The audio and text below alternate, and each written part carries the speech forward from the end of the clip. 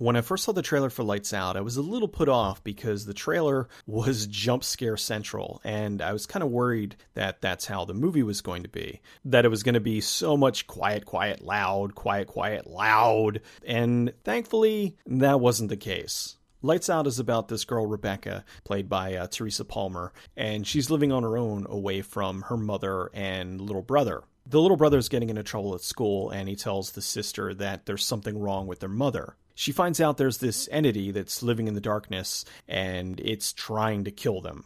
I like the concept a lot because the way that they had it working, it allowed them to do a lot with darkness and light. So if you were in the light, you were okay, but if you set foot anywhere in the darkness, the entity, Diana, could get to you.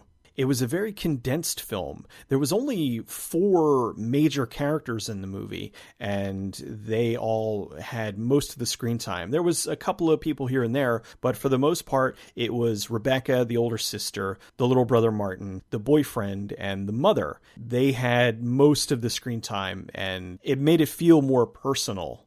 Teresa Palmer, I thought, did a great job, and I've always liked Maria Bello. I thought that she did a good job of playing the somewhat unhinged mother. What I didn't like about the movie was that I thought that they kind of broke their own rules too many times. Here you had Diana, who she couldn't step out of the darkness, and yet there were a bunch of times when she was out of the darkness or there would be just enough light to hold her off. Then there were other times where there was less light, but then she still wouldn't be able to attack, and it felt like it was convenient. It was like, okay, well, she can get to them whenever the plot says that she should be able to. Also, the movie did have a lot of jump scares. However, I didn't particularly mind them. I thought that for the most part, the majority of them worked. There were a couple of them that they put in there that they were very forced, and I didn't think that they were altogether necessary, but it didn't detract overall from the film. I enjoyed the movie. I thought it was really good. It wasn't scary. I may be a little too jaded, but every single thing, with the exception of one major thing that happened that I won't spoil, but every single major jump, every time when the lights would go out, all that stuff, I saw each one of them coming a mile away. So your mileage may vary on that. I've seen a bazillion horror films, so it didn't surprise me when some of the things happened when they did, but they might work for you.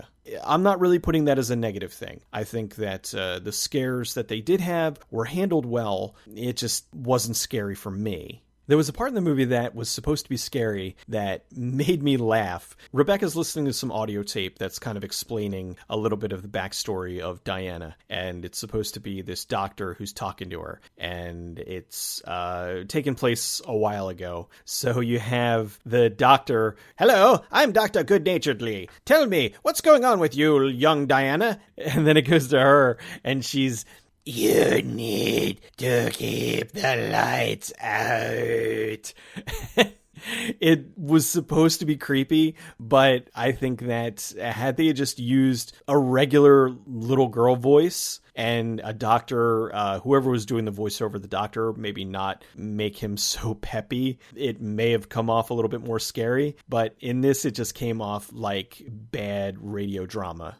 I'll give the movie major kudos for having a definitive ending. Now, that's not to say that they won't be able to figure something out for the future, but here, with the end of the movie, this was an ending. There was no Bagul scare. There was no way to misinterpret it. This is what happened, and I give them a lot of credit for having the balls to do the ending that they did. Anyway, Lights Out is a unique, entertaining horror film. In a time when we're getting so many horror reboots and remakes and this, that, and the other thing, this was a different idea that worked. It wasn't particularly scary, but I still think it's worth seeing.